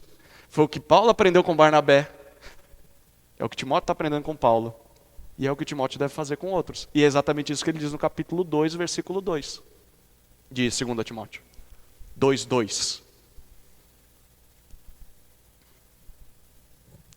Quem pode ler? 2:2. Érica. 2 Timóteo 2:2. O que ouviste de mim diante de muitas testemunhas, transmitiste a homens fiéis e aptos para também ensinarem a outros. Aqui você vê um processo de gerações. O que você ouviu de mim, então Paulo e Timóteo, na presença de testemunhas, outras pessoas também estavam presentes. Mas ele diz, o que você ouviu, você vai transmitir a homens fiéis. Então Paulo, Timóteo e homens dignos, capazes, idôneos, fiéis ao que vai ser transmitido. Paulo, Timóteo e esses homens. E esses homens devem fazer o quê?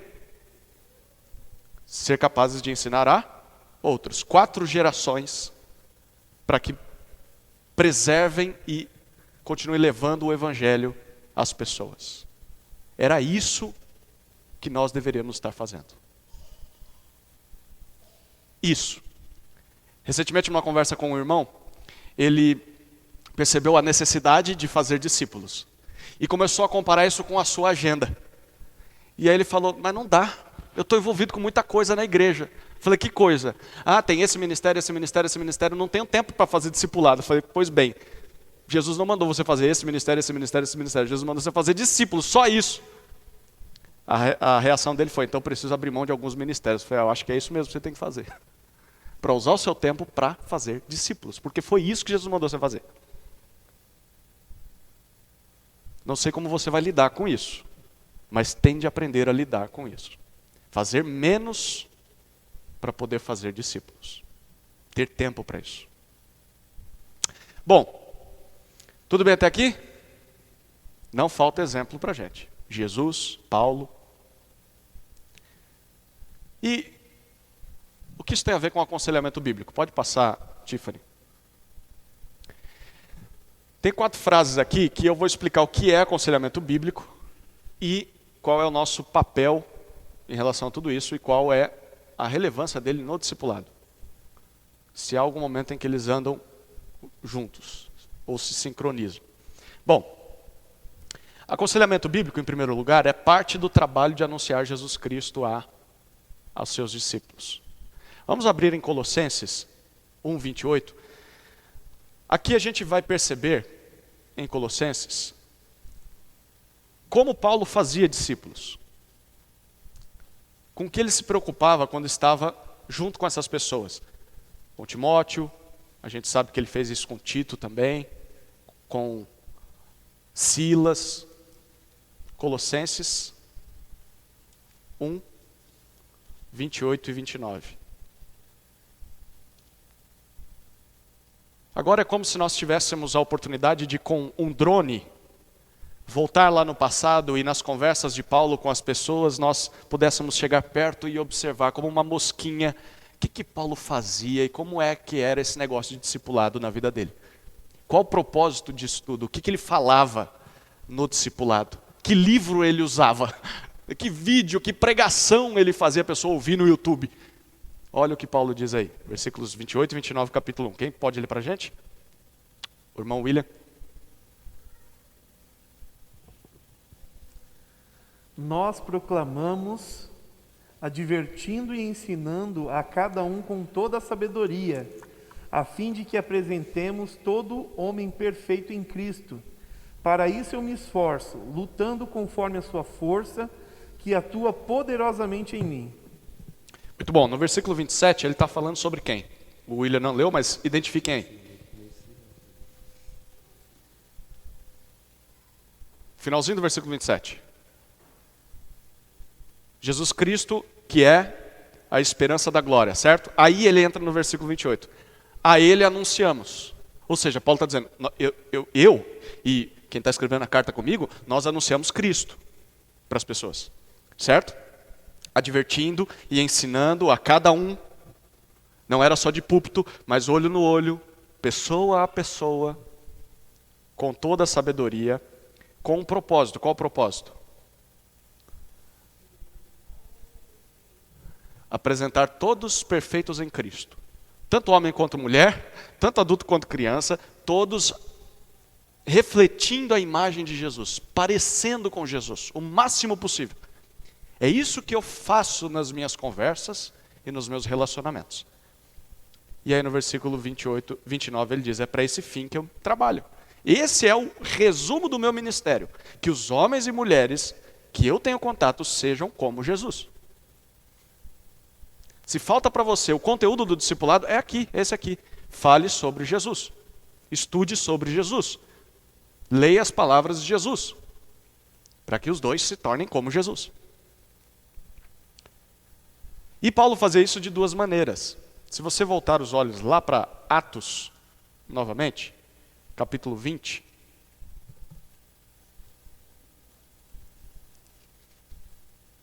Versículos 17 a 21, eu lerei essa passagem. Atos 20, de 17 a 21.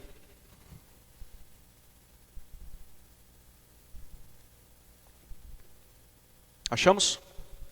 Diz assim: de Mileto, Paulo enviou uma mensagem a Éfeso, aquela cidade lá que era osso duro de roer, pedindo aos presbíteros da igreja que se encontrassem com ele.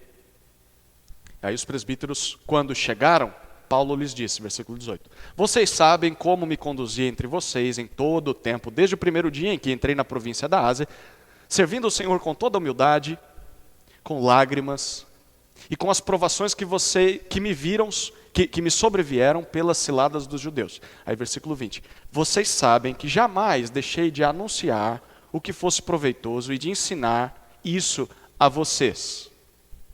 Eu sempre ensinei o que era proveitoso, benéfico para vocês. E eu ensinei como? O que ele diz no versículo 20? Como eu ensinei isso para vocês, presbíteros? Primeiro, ele ensinou publicamente, então na frente de outras pessoas, mas também de casa em casa. Eu pregava aos domingos, mas na segunda-feira eu estava na casa de cada um de vocês, conversando com cada família e lembrando vocês do que a Bíblia diz. Formar Jesus nas pessoas não é só de púlpito. Exige relacionamento durante a semana. E também não é só durante a semana, precisa ter ensino público também. Então são duas coisas que devem se unir. E Paulo fez isso com eles. Aí versículo 21 ele diz, testemunhando tanto a judeus como a gregos, o que ele falava? O arrependimento para com Deus e a fé em nosso Senhor Jesus Cristo. O que eu falava era sobre Jesus. Se arrependam, sigam Jesus. Eu falava isso de púlpito e falava isso de casa em casa. O que é aconselhamento bíblico? Aconselhar pessoas a respeito de Jesus. É parte do trabalho de anunciar Jesus Cristo aos seus discípulos. É o que Paulo fazia. Segundo, isso é só para Paulo. Só para pastores, só para apóstolos, profetas. Não. Todo cristão é chamado ao aconselhamento bíblico. Essa é a hora, se você quiser se retirar, você pode fazer, porque agora vem a cajadada, a bordoada, não da minha pessoa, mas da palavra do Senhor, porque vai desafiar você. Você vai sair daqui com um peso nos ombros, de uma responsabilidade que o Senhor conferiu a você. Olha, Colossenses 3,16, na mesma carta que Paulo está falando sobre como ele fazia discípulos.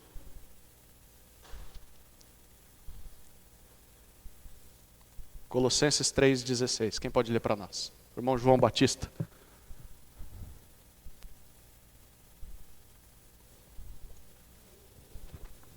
Colossenses 3,16. Não é João 3,16, tá? Colossenses. A palavra de Cristo habite ricamente em vós, em todas a sabedoria, ensinai e aconselhai uns aos outros com salmo, hino, cântico espiritual, louvando a Deus com gratidão no coração. Que a palavra de Cristo, que Cristo esteja dentro de vocês, habite ricamente em vocês. Como vocês vão fazer isso? Ele diz, instruindo, ensinando uns aos outros e aconselhando uns aos outros com salmos, hinos e cânticos espirituais. Referências da palavra, textos da palavra, usem essas coisas para ensinar uns aos outros e para aconselhar uns aos outros. O que eu faço no meu casamento, o que eu faço na criação dos meus filhos, o que eu faço com essa situação no trabalho, o que eu faço em relação às finanças, o que eu faço em relação à doença, aconselhe com a palavra. Use a palavra para aconselhar a pessoa. Não fala, eu acho que é melhor você fazer isso. A minha família fez assim. Não, tente olhar para a Escritura e ver o que Deus quer dessa pessoa e fala, meu irmão, o que Deus quer de você é isso. Está vendo no texto? É isso. É um desafio para mim, é um desafio para você. Aconselhe com a palavra. Use a palavra de Cristo. Tiago fala, meus irmãos, não sejam muitos de vós mestres, porque vão receber maior juízo. Lembra disso? Mas, apesar disso, Deus confere a todos nós a responsabilidade de ensinar uns aos outros. Não liderando uma comunidade, a igreja, mas nas conversas, nos relacionamentos, no discipulado. É uma baita de uma responsabilidade. Todos somos chamados a aconselhar, biblicamente, usando a Bíblia. Aí você diz, eu sou totalmente incapaz de fazer isso. Deus não sabia o que estava fazendo quando escreveu esse texto aqui. Ele não sabe como eu sou. Ele sabe. Tanto sabe, como te capacitou. Quer perceber como? A terceira frase ali é, todo cristão é capaz de aconselhar biblicamente. Não só quem foi para o seminário, não só quem fez o CTL, não só quem fez o Prega a Palavra, não só quem fez um curso de aconselhamento bíblico à distância. Não, todo cristão é capaz. E não sou eu quem está dizendo, você vai descobrir que é o Paulo que está dizendo isso. Romanos capítulo 15, a gente vai ler isso.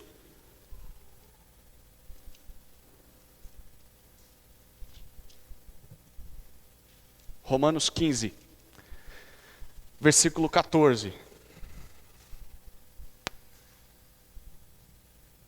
Carlinhos lerá para nós. Romanos 15, 14. Perceba o que ele vai dizer aqui. Ele está falando para os romanos, mas é para todo discípulo de Jesus.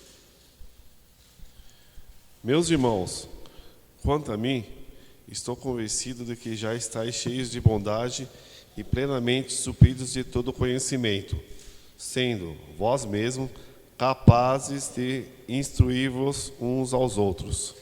Uau!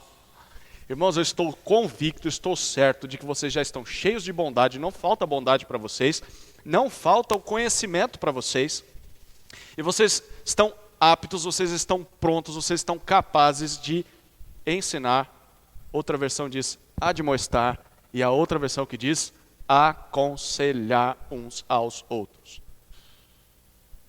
Talvez você diga, mas eu não tenho essa capacidade. Paulo estava enganado aqui, são os romanos. Não? Se você ler a carta aos romanos, você vê como essa turma aqui tinha problema. Hoje à noite a gente vai ver sobre isso. Mas ele diz, os crentes estão plenamente capazes. Como assim? O que eu tenho para poder aconselhar o outro? Que todo discípulo de Jesus tem em todas as épocas.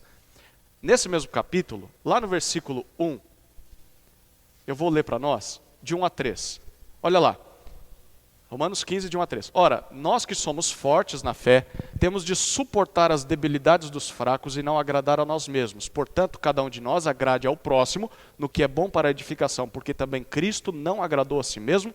Pelo contrário, como está escrito, os insultos dos que te insultavam caíram sobre mim. A primeira coisa que os romanos tinham, e nós também temos, é o exemplo de Jesus. Vocês são plenamente capazes de ajudar uns aos outros. Por quê? Porque todo mundo olha para Jesus e vê Jesus servindo uns aos outros. Então, nós temos um exemplo a seguir. Conheça mais de Jesus e você vai aprender a ajudar o outro. Segunda coisa, o que nós temos, e os romanos também tinham.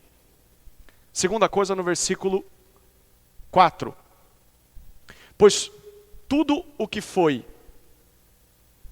escrito no passado, foi escrito para o nosso ensino, a fim de que pela paciência e pela consolação das Escrituras tenhamos esperança.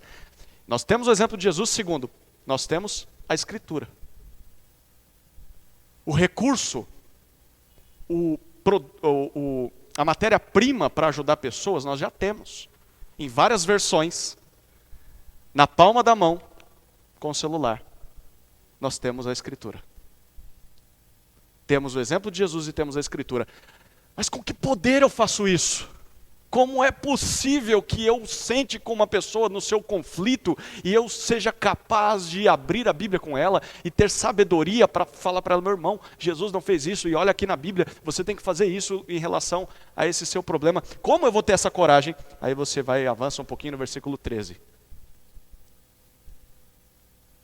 E o Deus da esperança encha vocês de toda alegria e paz na fé que vocês têm. Perceba, para que sejam ricos de esperança no poder do Espírito Santo. Todos vocês têm o Espírito Santo. Todos vocês têm acesso ao poder desse Espírito.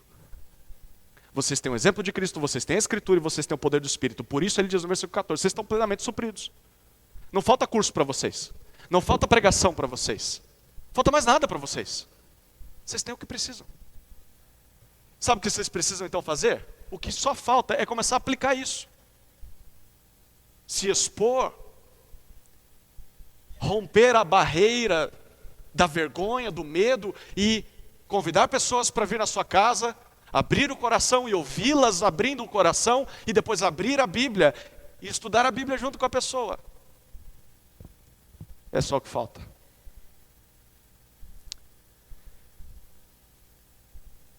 O ensino na igreja serve para nos treinar a isso, é a terceira afirmação. Ah não, é a quarta. Se você se sente incapaz de fazer isso, Deus criou o ambiente, o seminário, a escola, para que você saiba que texto abrir, como saber ler a Bíblia. Eu não sei nem ler o português direito, como é que eu vou usar a Bíblia? Bom, primeiro que tem a Bíblia em áudio, né? Segundo, que Deus colocou algumas pessoas na sua vida para te ensinar a ler a Bíblia. Quem são essas pessoas? Efésios. Hã? Faltou só falar pastores e mestres, porque é o que Efésios fala. Efésios 4. Último texto que a gente vai abrir aqui.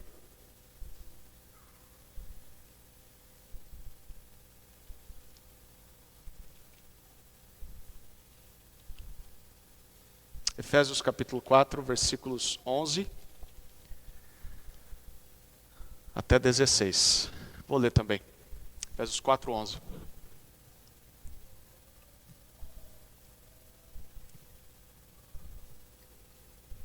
E ele, está falando a respeito de Cristo, ele mesmo concedeu uns para apóstolos, outros para profetas, outros para evangelistas e outros para pastores e mestres, como a irmã disse.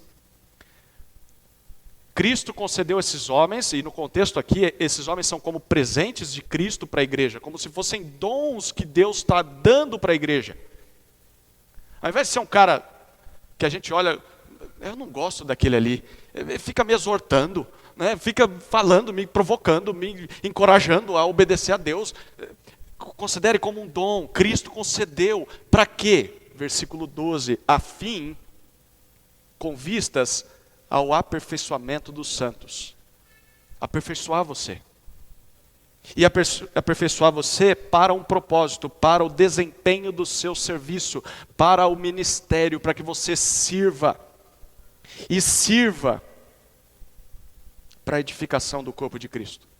Para que o corpo cresça, você tem que se envolver, tem que servir uns aos outros. E para que você sirva uns aos outros, você aprende através dos pastores e mestres. Eles ensinam a palavra para você fazer isso.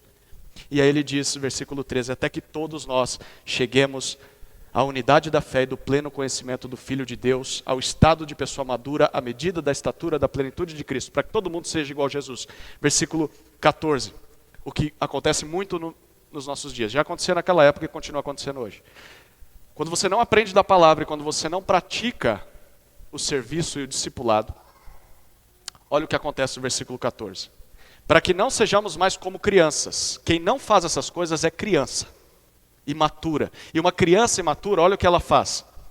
Criança, arrastados pelas ondas e levados de um lado para o outro por qualquer vento de doutrina. Qualquer coisinha que falam nova, eu não sabia disso, então não quero mais a minha igreja, vou para outra igreja, porque a outra igreja fala o que eu gostei de ouvir. Criança, imatura, levada, igual um barquinho na onda. Qualquer vento de doutrina arrasta a pessoa, porque ela não está amadurecendo como Cristo.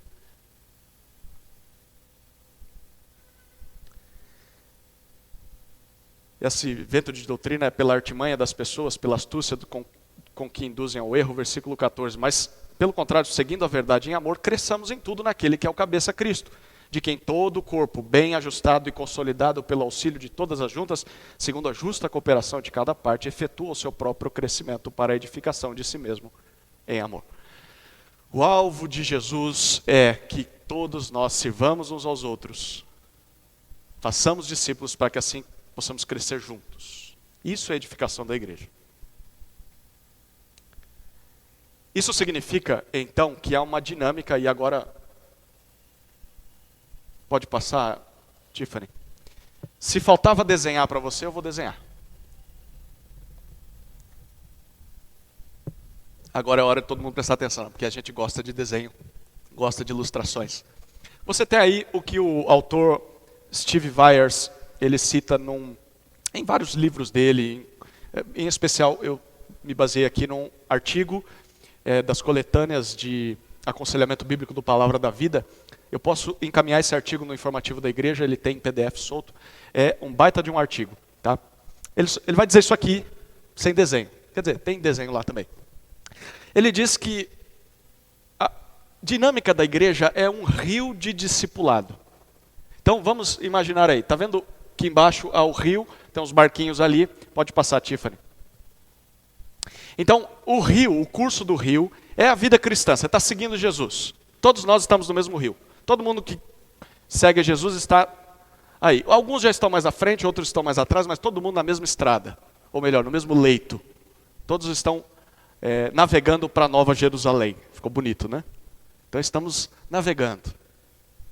Como é que a pessoa entra no rio do discipulado? Pode passar? Pelo afluente, que desemboca no rio. E esse é o evangelismo. Essa pessoa ouve de Jesus. E ela agora quer seguir Jesus. Ela estava fora do rio, agora ela está dentro do rio. Desembocou no rio do discipulado. Ela chegou para a igreja, entre aspas. Não entenda a igreja como prédio, como domingo, entenda a igreja como povo. Ele está fazendo parte agora do povo. Aí, então ele começa a navegar. Pode passar.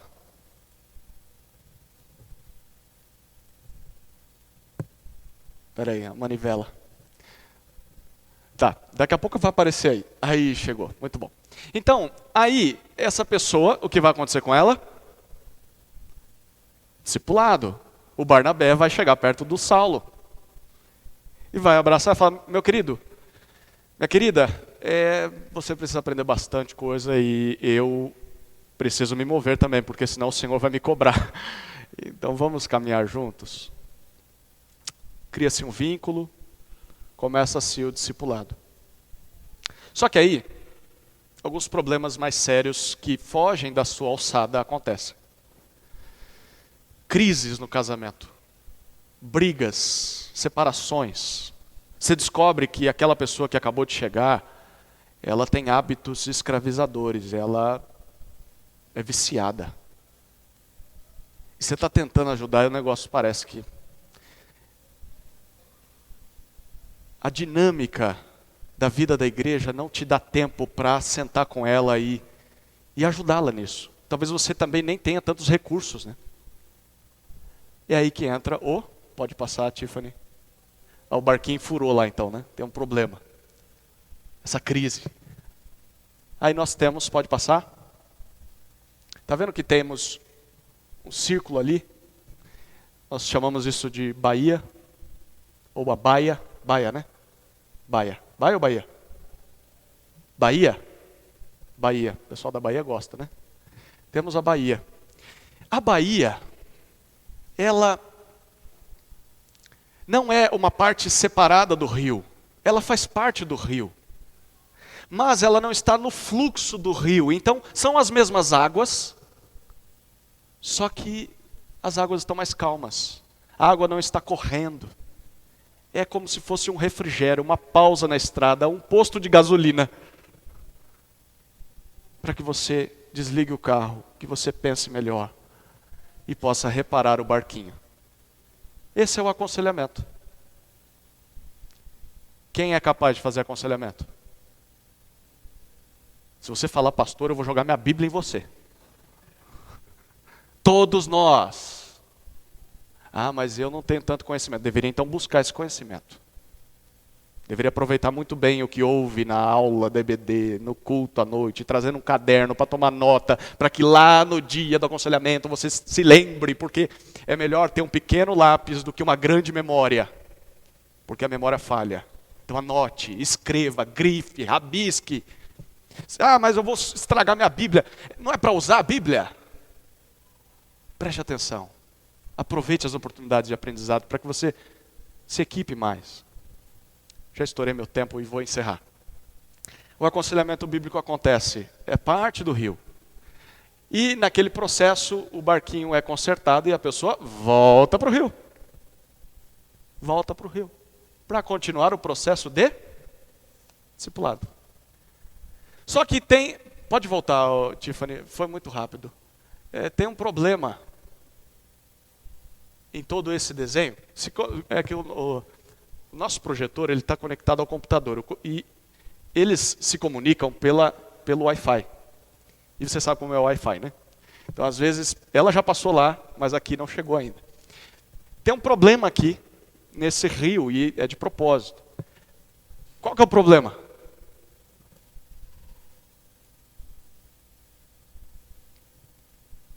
Vamos ver se vocês já pegaram o esquema. Tem 2 barquinhos juntos, mas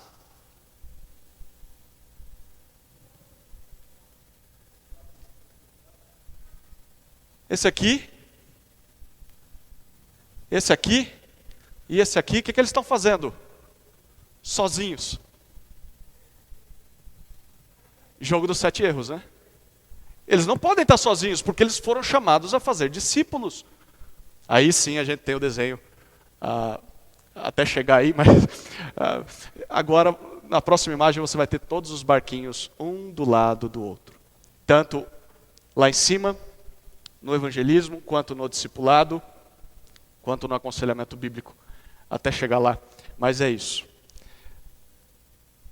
Agora sim, esse aqui essa é uma boa imagem do que é a igreja.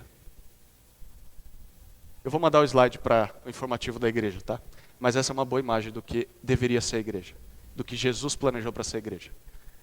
Como que a pessoa é evangelizada? Porque alguém está falando para ela, então ela já está começando o processo de discipulado. Ela já está pensando nessa pessoa se converter, e ela está se esforçando para isso. Depois que cai no rio, todo mundo está caminhando. Então quando a pessoa é evangelizada, ela chega no corpo e ela percebe esse movimento natural. Ela não fica sozinha no banco por 2, 3 anos esperando que alguém pergunte o nome dela. Não, ela já entrou e o negócio já está acontecendo. As pessoas se relacionam. E todo mundo é treinado para fazer o aconselhamento e continuar a vida cristã, um barquinho do lado do outro. Amém? Ô, glória. Vamos orar? Que o Senhor nos fortaleça e nos capacite a obedecê-lo em fazer discípulos e aconselhar. Nós vamos orar pela sogra do Reinaldo, a mãe da Lucinéia, que foi internada, está entubada em São Paulo por causa da Covid.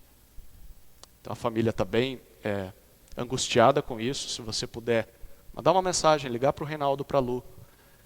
É a mãe da Lu. O irmão também está com Covid, mas parece que não está internado. E nós vamos orar também pelo amigo da irmã Maria. Tem o nome dele, irmã? Tá. É um parente da Socorro, então, conhecidos da irmã Maria. Ele também está com Covid. Ele é caminhoneiro e está na estrada com Covid. Né? Então